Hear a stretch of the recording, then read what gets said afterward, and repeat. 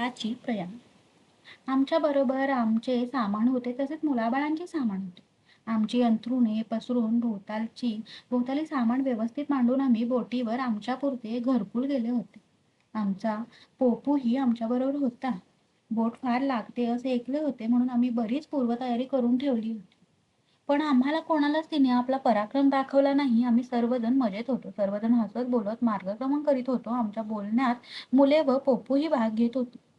मुंबई सोडल्यावर आम्हाला प्रथम द्वारका लागली. द्वारकेची शोभा अवर्णनीय वाटली. पाहता पाहता पाण्यावर द्वारका तरंगू लागल्यासारखे वाटले.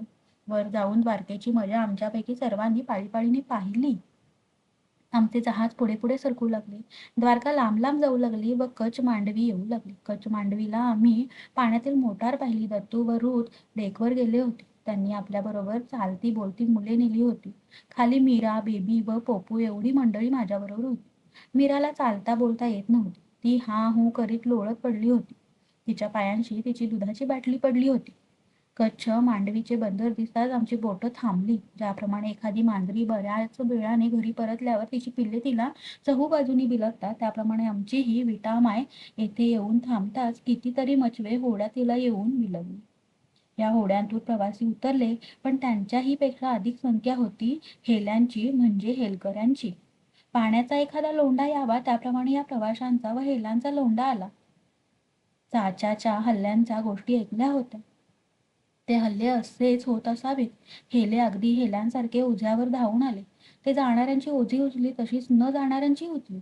एकाचा एक पाय मीराच्या दुधाच्या बाटलीवर पडून तिचा चक्काचूर झाला. दुसरी मीराच्या बोटावर पडणार इतक्यात बेबीने तिला फरकन ओढून पोटाशी धरली. थोडक्यात चुकली, नाहीतर मीराची कच्छातच गच्छंती होत होती. 2 रात्री व 2 दिवस आम्ही बोटीत होतो. तिसऱ्या दिवशी म्हणजे नाताळाच्या दिवशी पहाटे कराची गाठली. हिवाळ्याचे दिवस कराचीचे दिवस लहान झाले. पुढच्या घड्याळात 8 वाजले होते, तरी 5:30-6च्या सुमार झाल्याचा भास होत होता.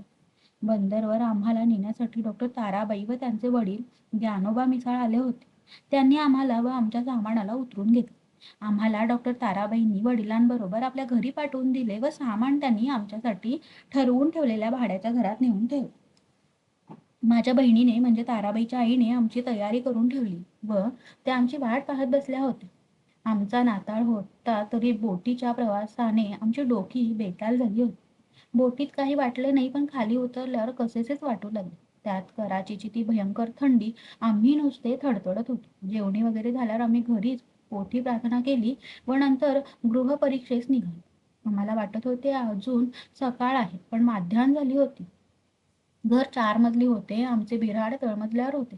भाडे 30 रुपये. जागा दिसण्यात फार सोयीची. रस्त्यावर दारासमोर एक नाला, चांगल्या सिमेंटचे बांधून काढलेला स्वच्छ व बिनपाण्याचा. नाल्याला लागून 4 हाताचे दारापुढील रस्ता. आत जाण्या येण्यास 2 पायऱ्या.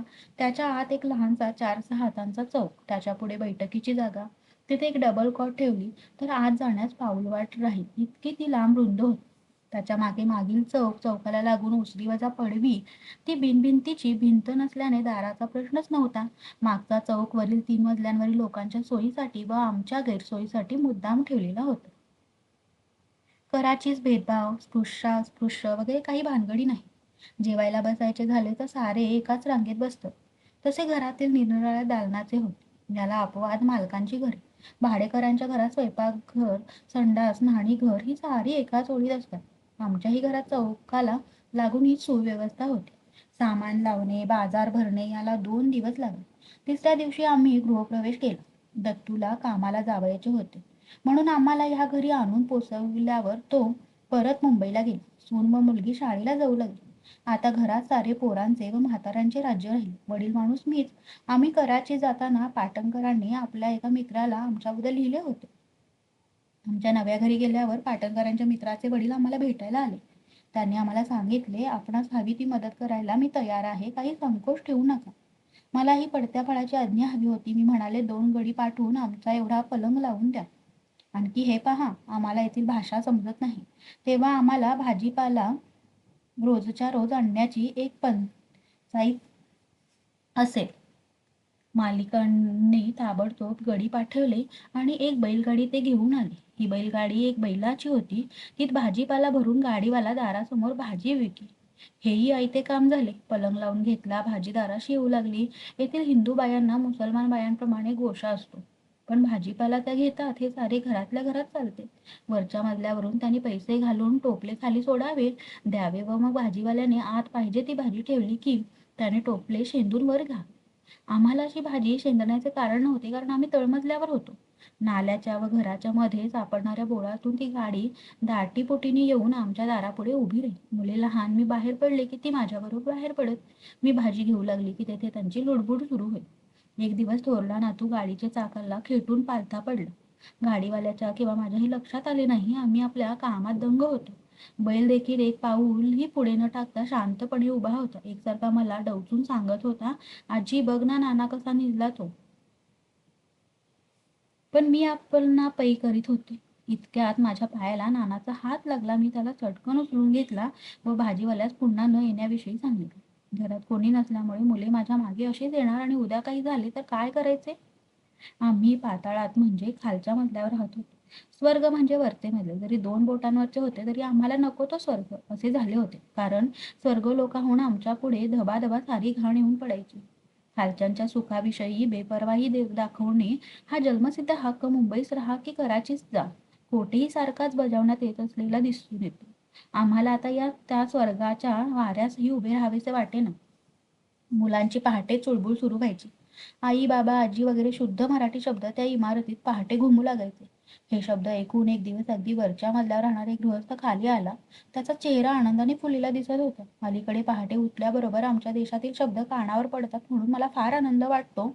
म्हटले कोण मराठी लोक राहायला आले म्हणून मी मुद्दाम पाहायला आलो. त्या गृहस्थाला आपल्या देशातले लोक पाहून आनंद वाटला तसा आम्हालाही वाटला व आम्हाला कोणीही महाराष्ट्रीय भेटले तरी अत्यानंद होत असते. आमचे घर बदलण्याचे ठरले. घरात पुरुष माणूस कोणीच नाही व कराचीला हिंदू मुसलमानात गोशासारखाच. एक दिवस सकाळी थंडीच्या कडाक्यात रुत व बेबी निघाले. आज घर शोधून घेण्याचा त्यांनी निश्चय केला. लवकरच करीमजी मंझीजमधील 5 नंबरचा ब्लॉक रिकामा होणार असल्याची शुभवार्ता त्यांनी आणली. भाडे ₹30. दुसऱ्या दिवशी सकाळीच या दोघी मुली पुन्हा बाहेर पडल्या. 5 जिने चढून वर गेल्या. 5 नंबरच्या खोलीचे दार ठोकले. एक तरुण सिंधी माणसाने दाढी करता करता त्यांना दार उघडले. ह्या न बोलताच आत शिरून सारे घर पाहून आल्या. त्याची हजामत चाललीच होती. या परतल्यावर त्याने दाढीवरचा हात न काढता शांतपणे सांगितले की हे घर मोकळे होत नाही, 12 नंबरचे मोकळे होणार आहे. या दोघींनी 12 नंबरच्या दारावर थाप मारली. एक उतार वयाच्या सिंधी माणसाने दरवाजा उघडला व तो त्यांच्याकडे आ वासून बघू लागला. पण त्याही घरात न बोलता त्या शिरल्या व घर पाहून आल्या. नंबर 5 चे घर चांगले व थोड्या भाड्याचे होते, पण त्याचा प्रश्न उरला नाही. या दोघी आता हे 5 जिने उतरून खाली आल्या. पुन्हा 5 जिने चढून दुसऱ्या इमारतीत गेल्या. पण तिथली घरे 40 रुपये भाड्याची होती.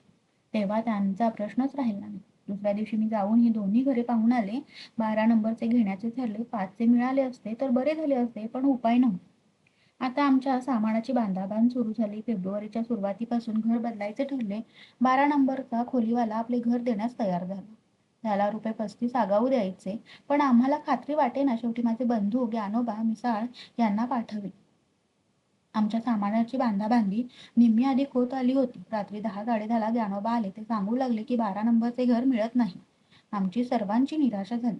पण मागे ठेवलेली आनंदाची बातमी त्यांनी नंतर सांगितली की 5 नंबरचा ब्लॉक रिकामा होत आहे. भाडे ₹30. आता खरोखरच आमच्या आनंदाला पारा उरला नाही. घर ठरले. दुसऱ्या दिवशी सकाळी एक बोहरी आला. त्याने एक छापील कागदावरून रुथची व बेबीची सही घेतली. नंतर तो त्यांना आपल्याबरोबर बोलावू लागला. त्या त्याच्याबरोबर गेल्या. तेथे बरेच बोहरी होते. ते 11 महिन्यांचे लीज करून मागू लागले. लीज म्हणजे काय ते त्यांना कळेना. त्यांना वाटले 11 महिन्याचे आगाऊ भाडेच ते मागतायत. त्यांनी विचारले, तुम मत्रिक है? यांनी त्यांना आपण BA असल्याचे सांगितले, पण त्या BAचा अर्थ कळेना. पगडी, मिठाई वगैरे मुंबईचे प्रकार न करता घर मिळाले व आम्ही एका महिन्यात पहिले घर बदलून दुसऱ्या घरात आलो. परप्रांतावर आम्ही केलेल्या स्वारीत घर संशोधनाच्या पहिल्या चकमकीत आम्ही यशस्वी झालो. ही तर एक स्त्री आम्हाला आढळली नाही. सर्व पुरुषांचा कारभार. तरी कराचीचे पुरुष स्त्रियांशी फारच अदबीने वागणारे आहेत असा आम्हाला अनुभव आला. मुली बाजारात जात तरी तेथेही सर्वजण त्यांना फार चांगल्या रीतीने वागले. दुकानदारांना बहुतेक इंग्रजी कळते व ह्या इंडियन गर्ल्स स्कूलमधील मास्तरनी इंडियन गर्ल्स स्कूल इथे फार प्रसिद्ध आहे. आमचे हे नवीन विराड 4थ्या मजल्यावर होते. गोशा पद्धतीला साजेल असेच हेही घर होते. 4थ्या मजल्यावर एकदा पुढचे दार बंद करून घेतले की आमचे घर अजिंक्य किल्ला बनायचा. इथेही पहिल्याच घराप्रमाणे बहुतेक व्यवस्था होती, मात्र घर जरा अधिक ऐसपैस असून आमच्या गच्चीवर स्वर्ग बसवला नसून तेथून केवळ निरभ्र आकाश दिसे. रात्री चंद्र, चांदण्या व दिवसा सूर्य यांची सोबत आम्हाला होती. विमानेही रोज आपल्या ह्या एवढ्याशा जागेतून आम्हाला दिसायची. बाकी मात्र शेजारचे घरही दिसायची पंचाईत.